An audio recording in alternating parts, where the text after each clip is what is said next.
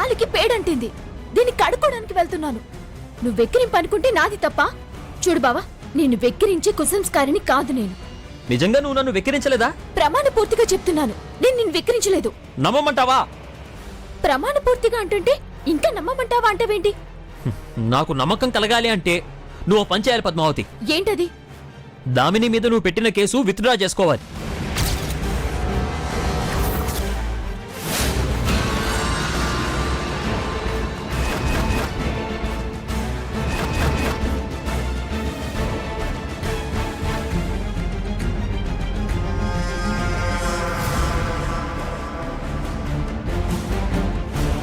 ఓహో, ఇదంతా వీరిచ్చిన ట్రైనింగా?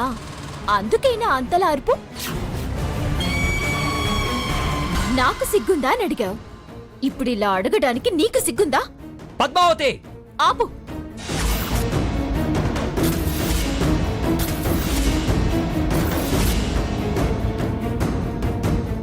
మరి లేకపోతే ఏంటి బావా? నలిగింది మా అమ్మ వేళ్ళు కాదు, నీ కన్న తల్లి వేళ్ళు. అసలు కేసు వేయాల్సిన వాడివి, వాళ్ళ మీద పోరాడవలసిన వాడివి నువ్వు. స్పందించాల్సిన నువ్వు స్పందించకపోగా స్పందించి మీ తరపున కేసు వేసిన నన్ను విత్డ్రా చేసుకోమంటున్నావంటే నిన్నేమనాలో నాకు అర్థం కావట్లేదు. తను నాకు సాయం చేయడానికి ముందుకొచ్చింది. అది సాయం చేయడం అబద్ధం, అది చేసింది మోసం, ఆడింది నాటకం. పిచ్చి పిచ్చిగా వాక్కు పద్మావతి. పిచ్చి భ్రమలో నువ్వు పడి కొట్టుకుంటున్నావు. దామిని నేనేమన్నా అన్నావంటే పళ్ళు రాలగొడతాను. దాని మాయలో పడితే నీ పళ్ళే నీకు తెలియకుండా రాల్తాయి. కళ్ళు తెరు, నిజ నిజాలు తెలుసుకో. ఏమిటి నేను నిజ నిజాలు తెలుసుకునేది? నువ్వు తెలుసుకో. నువ్వు కళ్ళు తెరుచుకొని చూడు. మీ అమ్మ ఎప్పుడో సాయం చేసిందని ఇంట్లో ఇంత చోటిస్తే ఉచితంగా ఏళ్ల తరబడి ఉండడానికి సిగ్గులేదంటే నీకు?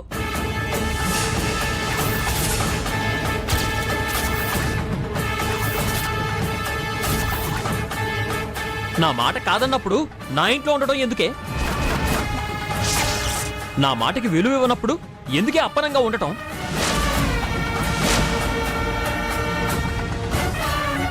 నా మాట వినదలుచుకోకపోతే నీకు రోషం పౌరుషం ఉంటే వెంటనే ఇల్లు ఖాళీ చేసి పోవే.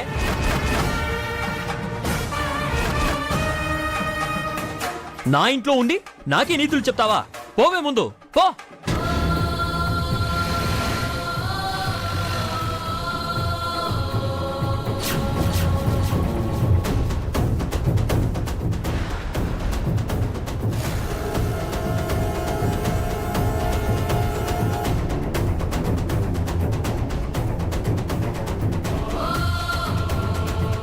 సరే బావా, అలాగే వెళ్తా. ఈ దామిని పిచ్చిలో పూర్తిగా మునిగిపోయినా నిజం తెలిసిన రోజు పశ్చాత్తాపడాల్సి వస్తుంది, గుర్తుంచుకో.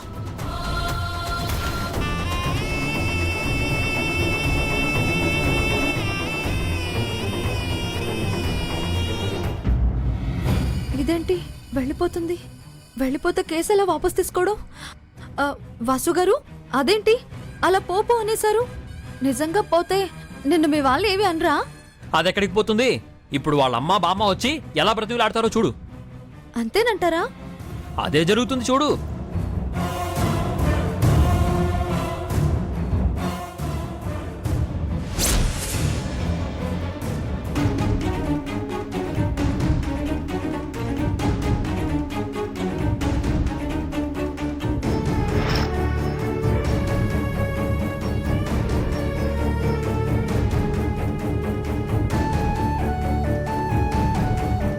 అమ్మా, బమ్మి, మీరు కూడా మీ బట్టలు సర్దుకోండి.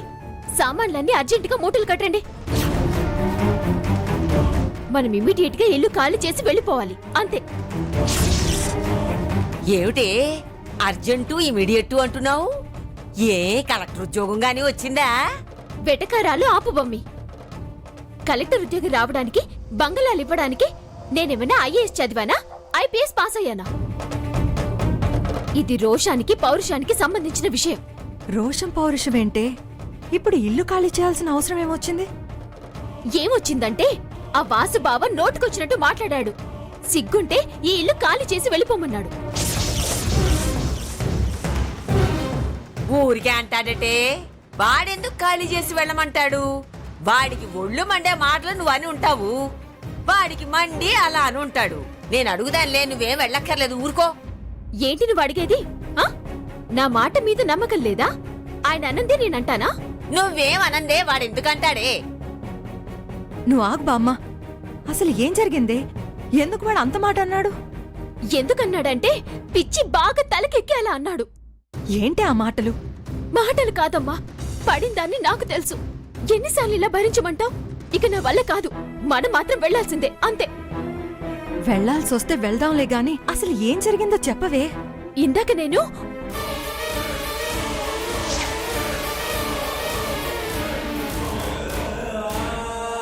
పద్మావతి, ఏంటా నడక? ఎవరిని వెక్కిరిస్తున్నావే? నాకున్న లోపం అది అని ఎత్తి చూపడం కోసమే కదా నువ్వు అలా నడిచేది.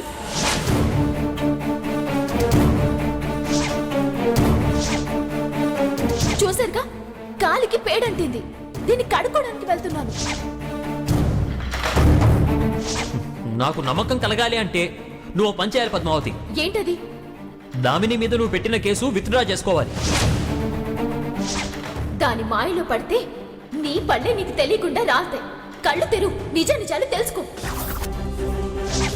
మీ అమ్మ ఎప్పుడో సాయం చేసిందని ఇంట్లో ఇంత చోటిస్తే ఉచితంగా ఏళ్ల తరబడి ఉండడానికి సిగ్గులేదంటే నీకు? నా మాట వినదలుచుకోకపోతే, నీకు రోషం పౌరుషం ఉంటే వెంటనే ఇల్లు ఖాళీ చేసి పోవే. ఇది జరిగింది. కేసు విత్డ్రా చేసుకోవాలంట, లేకపోతే ఈ ఇల్లు ఖాళీ చేసి వెళ్ళిపోవాలంట.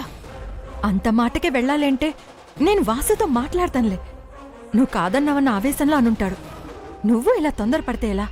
మీరేం మాట్లాడాల్సిన అవసరం లేదు. మీకంతగా ఈ ఇంటి వాళ్ళ మీద మమకారాలుంటే మీరుండండి.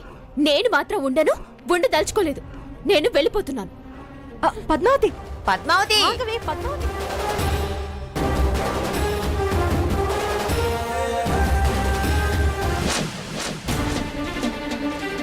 ఇదేమిటి?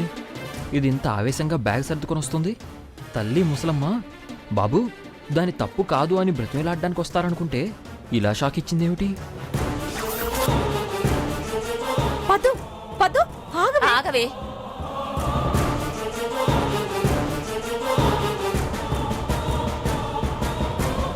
రెక్కల కష్టాన్నే నమ్ముకొని బతికేవాళ్ళం.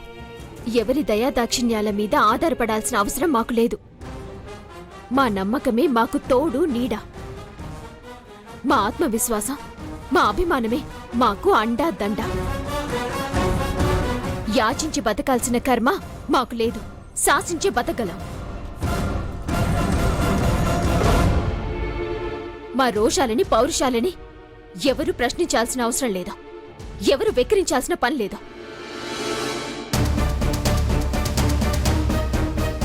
మేము ధనానికి పేదోళ్ళం కావచ్చు, కానీ అభిమానం లేని వాళ్ళం కాదు. సిగ్గుంటే మా ఇంట్లో ఉండొద్దన్నావుగా, వెళ్తున్నా. శ్రీ శ్రీ శ్రీ శ్రీనివాసాచార్యులు గారు.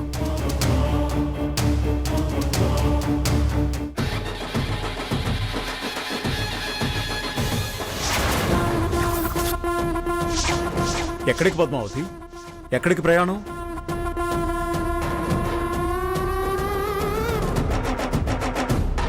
అమ్మా పద్మావతి, తొందరపడకమ్మా. అన్నయ్య గారితో నేను మాట్లాడతాను, నువ్వు ఉండమ్మా.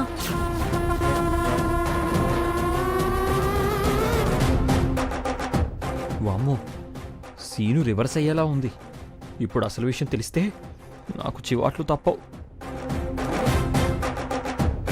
ఏంటమ్మా పద్మావతి, ఏం జరిగింది? నాన్నగారు అది అడిగేది పద్మావతిని, నువ్వు అది ఇది అంటావేంట్రా? తన ప్రయాణం గురించి నీకేమన్నా చెప్పిందా? ప్రయాణమా పాడా? అది ఈ ఇంట్లో ఉండనని అలిగి బయలుదేరిందయ్యా. అది ఈ ఇంట్లో ఉండనని అలిగి బయలుదేరిందయ్యా.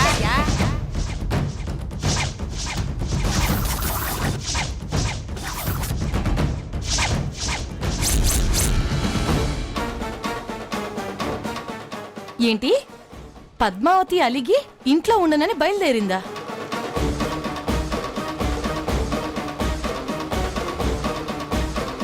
ఎందుకు అలిగింది? ఎవరేమన్నారు?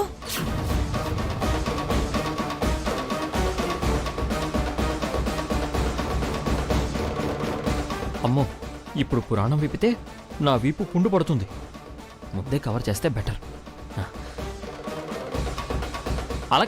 అలకంతా నా మీదే అమ్మా. అనడం దానివంతే, అలగడం దానివంతే. ఏదో సాగుతుందే, ఎవరినో కొట్టి ఎక్కడో ఏడవడం అని.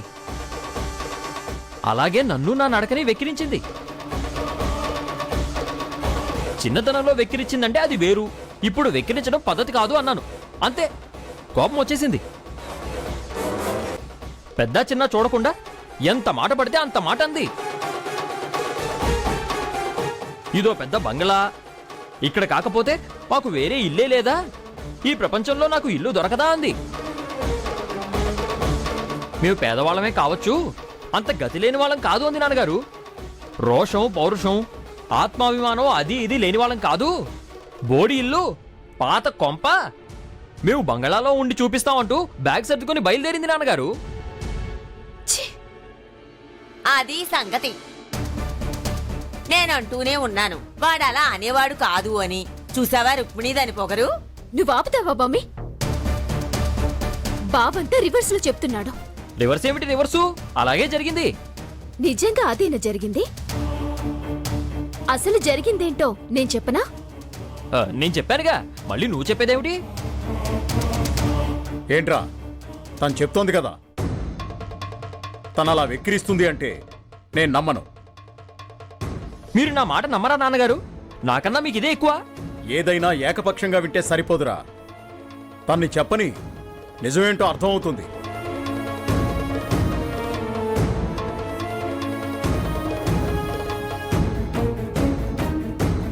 నువ్వు చెప్పమ్మా. ఏమిటది చెప్పేది? శ్రీనివాసు చెప్పేదే నిజం. నువ్వు ఆవేశపడకు బామ్మ, అన్నయ్య గారు చెప్తా అన్నారు కదా. నువ్వు చెప్పు పద్మావతి. చెప్పమ్మా. మావయ్య గారు, అసలు జరిగిందేంటంటే ఇంట్లోంచి వస్తుంటే చూడకుండా పేడ మీద కాలు వేశాను.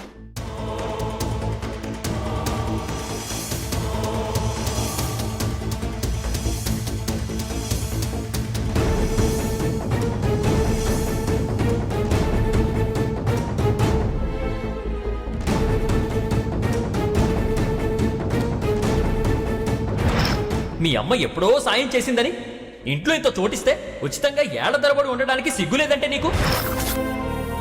నా మాట వినదలుచుకోకపోతే, నీకు రోషం పౌరుషం ఉంటే వెంటనే ఇల్లు ఖాళీ చేసి పోవే. ఇప్పుడు చెప్పండి మావయ్య గారు, ఇంకా నేను ఈ ఇంట్లో ఉండడం న్యాయమా?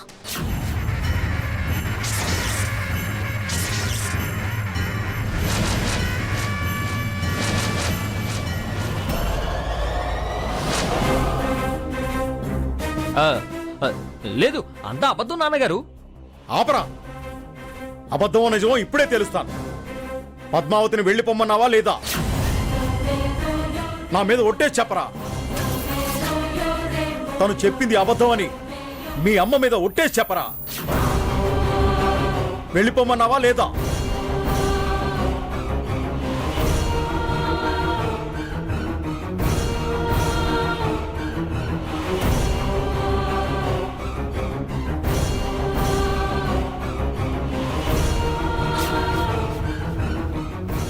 వెళ్ళిపోమన్నాను, కానీ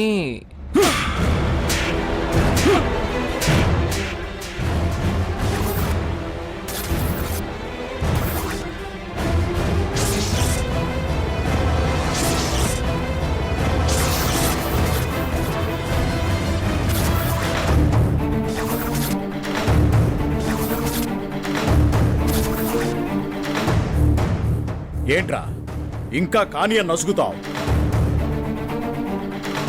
చిన్న దెబ్బకే నాన్నగారు అన్నావు. మరి అవతలి వాళ్ళ ఆత్మాభిమానం మీద దెబ్బ కొడితే వాళ్ళకి బాధ అనిపించదా? బ్యాగు సర్దుకొని పోదా?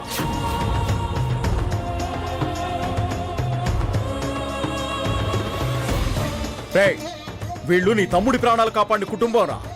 వీళ్ల రుణం ఈ జన్మలో తీర్చుకోలేమన్నది గుర్తుంచుకోవాల్సిన విషయం.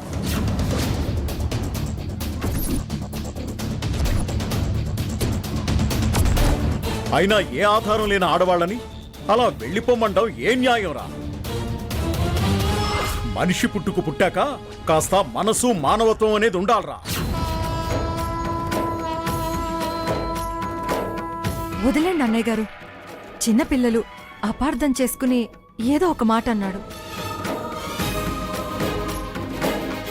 పద్మావతి ఎక్కిరించిందనుకుని కోపంలో అలా అన్నాడు. దాన్నే అంత పెద్దగా తీసుకుంటే ఎలా? కోపంతో అనడం కాదమ్మా, వీడికి మొదటి నుంచి పద్మావతి అంటే పడదు.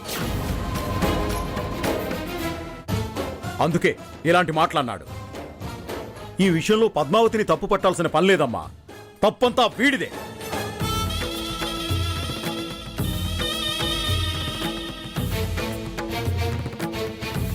చూడు, పద్మావతి అవతల వాళ్ళ మనసులో ఉన్న లోపాల్ని వెక్కిరించే కుసంస్కారం ఉన్న మనిషి కాదురా.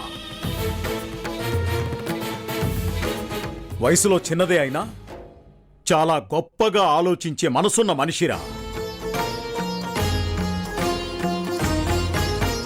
చూడమ్మా పద్మావతి, ఇది నా ఇల్లు. మిమ్మల్ని వెళ్ళమనే హక్కు అధికారం ఎవ్వరికీ లేదు. నువ్వెప్పటికైనా ఈ ఇంటి కోడలు కావాల్సిందానివేనమ్మా.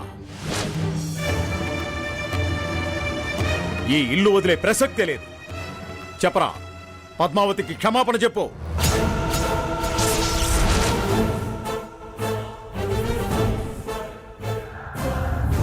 క్షమాపణ? నువ్వు చెప్తావా? నన్ను పద్మావతి కాళ్ళు పట్టుకోమంటావా? మావయ్య గారు ఏంటో మాటలు? నువ్వాగమ్మా. చెప్పరా, పద్మావతికి క్షమాపణ చెప్పు.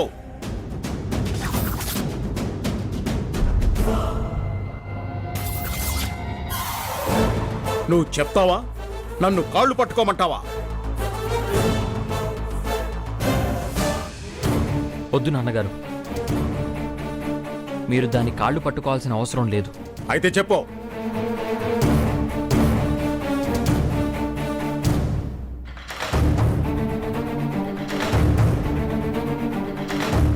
సారీ పద్మావతి.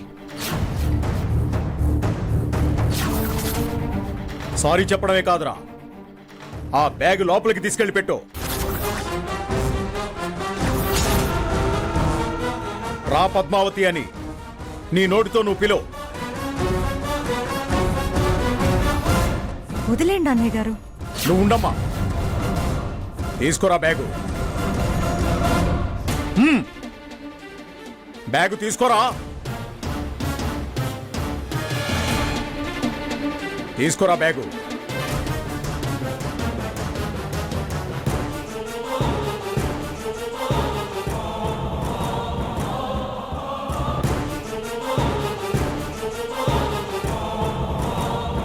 పద్మావతి రా అని పిలువు.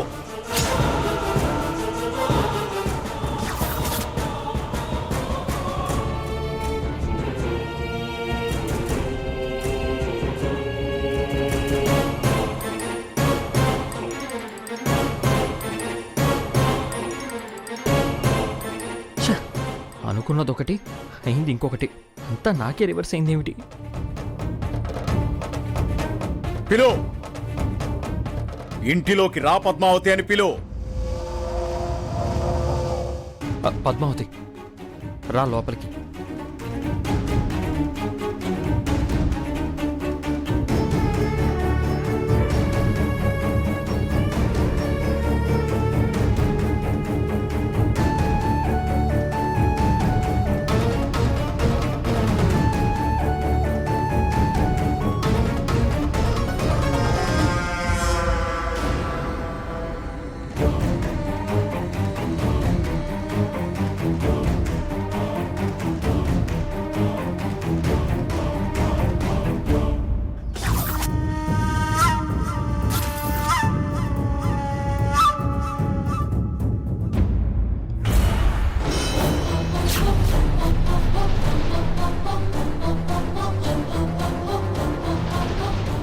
గెలిచాననుకుంటున్నావేమో, కానీ ఏదో ఒక రోజు నా చేతికి చిక్కుతావు. అప్పుడు ఈ ఇంట్లో నుండి నిన్ను మెడపట్టి గెంటే టైం వస్తుందే. నువ్వు పంపించాల్సిన అవసరం లేదు. ఎక్కువ చేస్తే నేనే వెళ్ళిపోతాను. అప్పుడు మావయ్య గారు నీ తాట తీసి నిన్ను బయటికి గెంటేస్తారు. చూద్దాం. చూసుకుందాం.